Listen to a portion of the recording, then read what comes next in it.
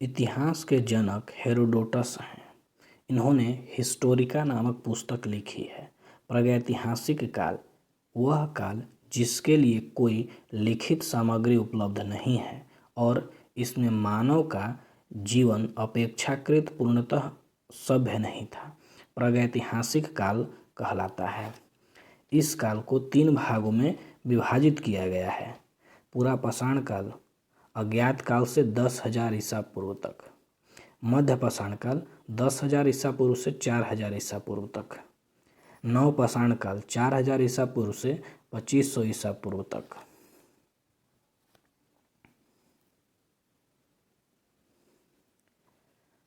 आग का आविष्कार पूरा पाषाण काल में हुआ था। पहिए को आविष्कार नव पाषाण काल में हुआ। मनुष्य ने घर बनाने की प्रवृत्ति नव पाषाण काल में सीखी। मनुष्य ने सबसे पहले कुत्ते को अपना पालतू पशु बनाया। कृषि का आविष्कार नव पाषाण काल में हुआ था। पूरा पाषाण काल में मानव की जीविका का मुख्य आधार शिकार था। मनुष्य ने सबसे पहले तांबा धातु का प्रयोग किया। मनुष्य द्वारा प्रयोग किया गया जाने वाला प्रथम औजार कुल्हाड़ी था।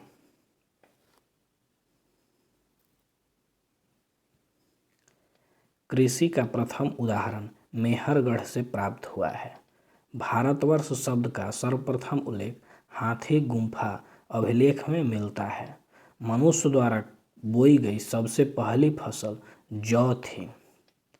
जिन सिक्कों पर लेख नहीं हैं और उन पर जो चित्र बने हैं उसका ठीक ठीक ज्ञान नहीं है। ये सिक्के आहत सिक्के कहलाते हैं। रूमिला थापर के अनुसार लोहे का उपयोग 800 ईसा पूर्व में आरंभ हुआ था।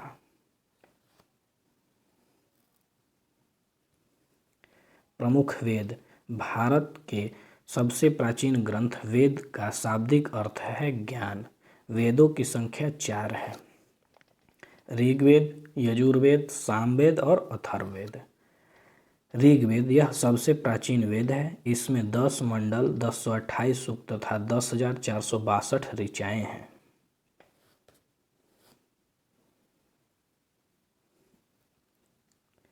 ऋग्वेद की 5 शाखाएँ हैं। देवता सोम का उल्लेख 9वें मंडल में है। ऋग्वेद में 25 नदियों का जिक्र मिलता है। गायत्री मंत्र जिसकी रचना ऋषि विश्वामित्र ने की थी उसका उल्लेख ऋग्वेद के 3रे मंडल में है। गायत्री मंत्र का उल्लेख ऋग्वेद में है तथा यह सावित्री को समर्पित है। ऋग्वेद के 7वें मंडल में राजा सुदामा तथा 10 अन्य राजाओं के बीच युद्ध का वर्णन है। इस युद्ध में राजा सुदास की जीत हुई तथा यह युद्ध परुणी नदी, वर्तमान में रावी नदी के तट पर लड़ा गया था।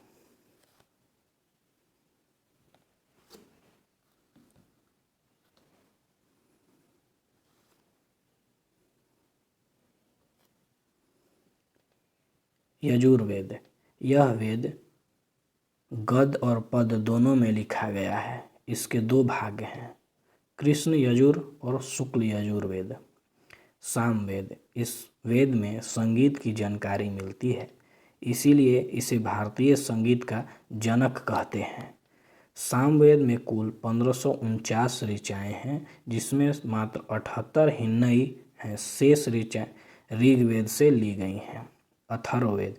यह वेद सबसे बाद में लिखा गया है। इसे आधुनिक वेद भी कहा जाता है। इस वेद में जादू टोना, तंत्र मंत्र, चिकित्सा, विवाह तथा प्रेम का उल्लेख मिलता है।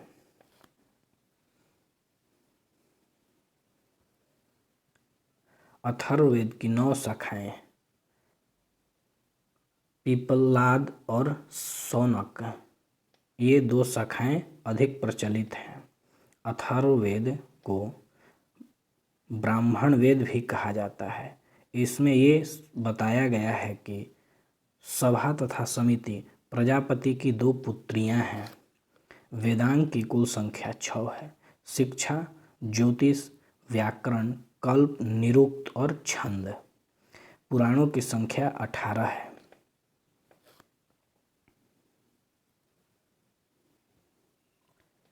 पुराणों के रचयिता लोमहर्ष व उनके पुत्र उग्रश्रवा हैं। पुराणों में सबसे प्रचलित पुराण मत्स्य पुराण है। वर्तमान उपलब्ध पुराण गुप्त काल के आसपास के हैं। विष्णु पुराण का संबंध मौर्य वंश से, मत्स्य पुराण का सातवाहन से तथा वायु पुराण का गुप्त वंश से है। अर्थशास्त्र के लेखक चाणक्य हैं। इन्हें विष्णुगुप्त तथा कौटिल्य के नाम से भी जाना जाता है।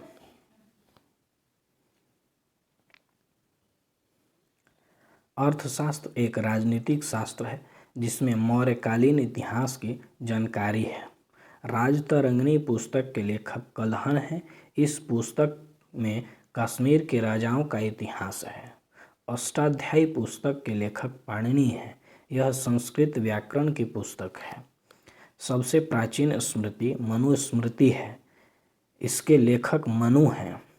जैन साहित्य को आगम कहा जाता है। जैन धर्म का प्रारंभिक इतिहास कल्पसूत्र नामक पुस्तक में है। यह भद्रबाहु ने लिखी है।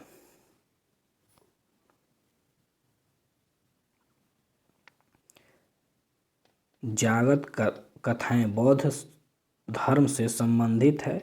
इसमें महात्मा बुद्ध ने पुनर्जन्म की कहानियां हैं। भारत का सबसे प्राचीन नगर मोहनजोदड़ो था, जिसे मृतकों का टीला कहा जाता है। असम में पाए जाने वाला गिबन भारत का एकमात्र कपि है। सिंधु घाटी या हड़प्पा सभ्यता। सिंधु घाटी सभ्यता का काल 2500 ईसा पूर्व से 1750 ईसा पूर्व था। हड़प्पा टीले का सर्वप्रथम उल्लेख 1826 ईस्वी में चार्ल्स मैसन द्वारा किया गया। हड़प्पा संस्कृति को कांस्य युगीन सभ्यता भी कहते हैं। इन लोगों को तांबे में टीन मिलाकर कांसा बनाने की विधि आती थी।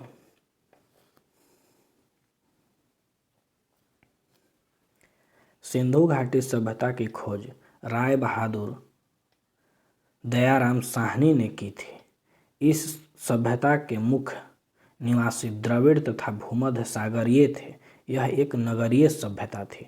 सिंधु सभ्यता का बंदरगाह लोथल को माना जाता है। सिंधु सभ्यता की लिपि भावनात्मक चित्रात्मक थी। यह लिपि दाएं से बाएं लिखी जाती थी। सिंधु सभ्यता के नगर तथा घरों को बनाने के लिए ग्रिड पद्धति अपनाई गई थी। सिंधु समाज मातृसत्तात्मक था। मोहनजोदड़ो से एक कांस्य की मूर्ति नर्तकी मिली है।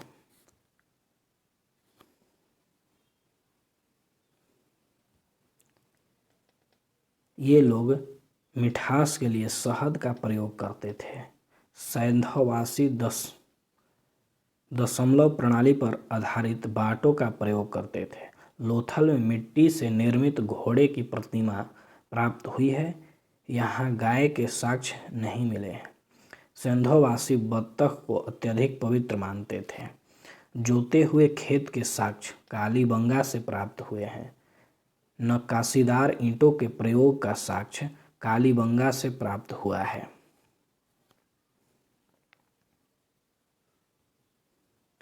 सिंधु सभ्यता के प्रमुख स्थल हड़प्पा पाकिस्तान रावी नदी, मोहनजोदड़ो पाकिस्तान सिंधु नदी, चनहुदड़ो पाकिस्तान सिंधु नदी, कालीबंगा राजस्थान घगर नदी, लोथल गुजरात भोगवा नदी, रोपड़ पंजाब सतलज नदी, आलमगीरपुर मेरठ हिंडन नदी, रंगपुर गुजरात सुखभादर नदी, धौलावीरा गुजरात मनसर मनहर, बनवाली हरियाणा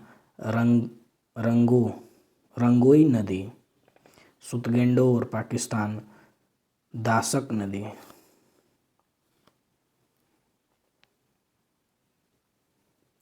मोहनजोदड़ो से प्राप्त सबसे बड़ी इमारत स्नानागार है।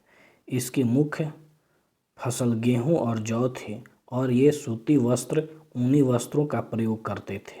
अग्निकुंड लोथल तथा कालीबंगा से प्राप्त हुए हैं। कालीबंगा का अर्थ है काली चूड़ियाँ।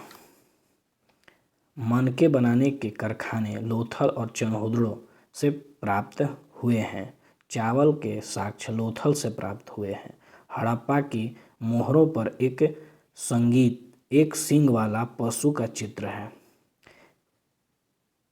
मिलता है। ये मोहर स्टेलाइट धातु की बनी हुई थी।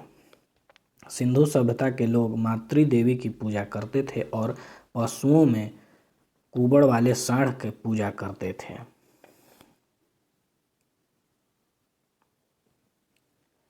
ये लोग सूती तथा ऊनी वस्त्रों का प्रयोग करते थे तथा मनोरंजन के लिए ये लोग मछली पकड़ना, शिकार करना, पशु पक्षी की आपस में लड़ाना तथा पासा खेलने का प्रयोग करते थे।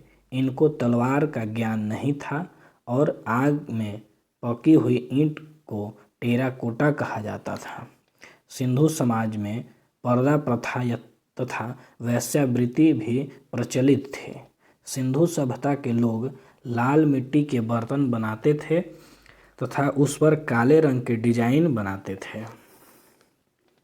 सिंधु घाटी सभ्यता के निवास का कारण सिंधु सभ्यता के विनाश का कारण बाढ़ को माना जाता है।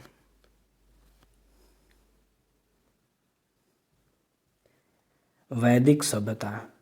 वैदिक काल दो भागों में विभाजित किया जा सकता है। ऋग्वैदिक काल 1500 से 1000 ईसा पूर्व और उत्तर वैदिक काल 1000 से 600 ईसा पूर्व। मैक्स मूलर ने बताया आर्य भारत में मध्य एशिया ईरान से आए थे और भारत में सर्वप्रथम पंजाब तथा अफगानिस्तान में बसे। आर्यों द्वारा निर्मित सभ्यता वैदिक सभ्यता थी। आर्य शब्द का अर्थ श्रेष्ठ होता है।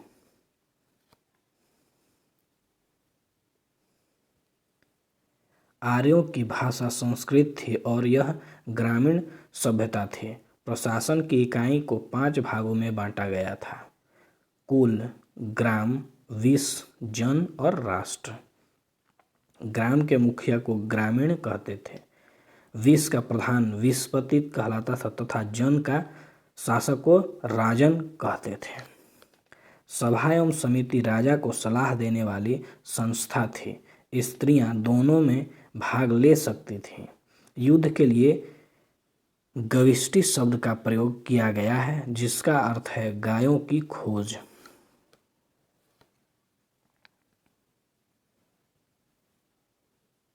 वाजपति गोचर भूमि का अधिकारी होता था। उग्र अपराधियों को पकड़ने का कार्य करता था।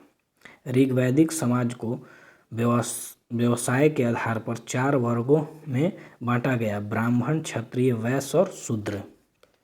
आर्यों का समाज पितृसत्तात्मक था। समाज की सबसे छोटी इकाई परिवार या कुल थी जिसका मुखिया पिता होता था और उसे कुलप कहते थे। स्त्रियां इस काल में अपने पति के साथ यज्ञ कार्य में भाग लेती थीं।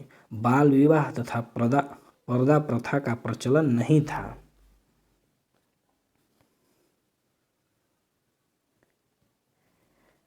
विधवा अपने मृत पति के छोटे भाई से विवाह कर सकती थी।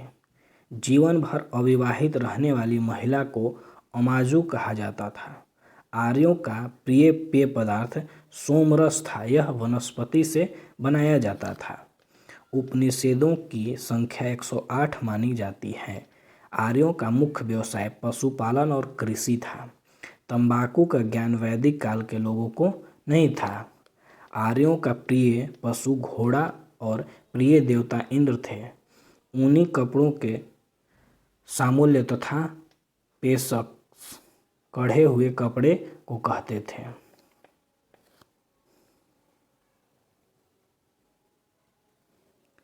आर्य द्वारा खोजी गई धातु लोहा थी जिसे श्याम अयस्क कहा जाता था तथा तांबे को लोहित अयस्क कहा जाता था।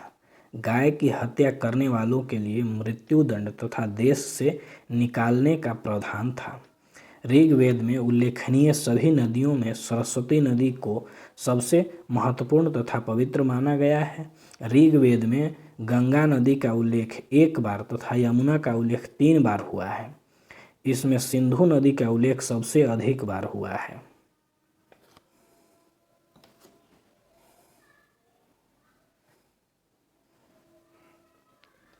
उत्तर वैदिक काल। उत्तर वैदिक काल 1000 से 600 ईसा पूर्व।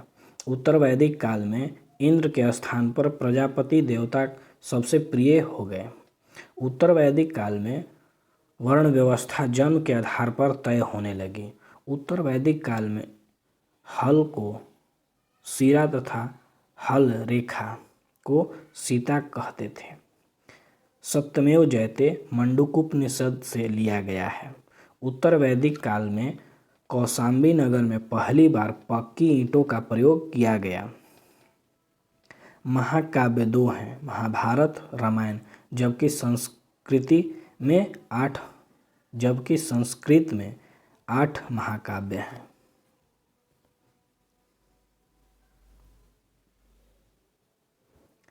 महाभारत का पुराना नाम जय संहिता है। महाभारत विश्व की सबसे बड़ी महाकाव्य है। गोत्र नाम संस्था का जन्म भी उत्तर वैदिक काल में हुआ। प्रमुख दर्शन एवं उनके प्रवर्तक: योग दर्शन पतंजलि, न्याय दर्शन गौतम ऋषि, चार्वाक दर्शन चार्वाक, सांख्य दर्शन कपिल मुनि सबसे प्राचीन, पूर्व मीमांसा जैमिनी, उत्तर मीमांसा बादरायण, वैशेषिक कणाद या उलूक। जैन धर्म। जैन धर्म के संस्थापक तथा प्रथम तीर्थंकर ऋषभदेव उपनाम आदित्यनाथ थे। जैन धर्म के 23वें तीर्थंकर पार्श्वनाथ थे, जो काशी के राजा अश्वसेन के पुत्र थे। महावीर स्वामी जैन धर्म के 24वें तीर्थ तथा अंतिम तीर्थंकर थे। महावीर स्वामी का जन्म 540 ईसा पूर्व में कुंडल ग्राम वैशाली में हुआ था। इनके पिता का नाम सिद्धार्थ था, जो ज्ञात्रिक कुल के सरदार थे, और माता का नाम त्रिशला देवी था। वह लिच्छवी राजा चेतक की बहन थी। महावीर स्वामी की पत्नी का नाम यशोदा तथा पुत्री का नाम प्रियदर्शनी था।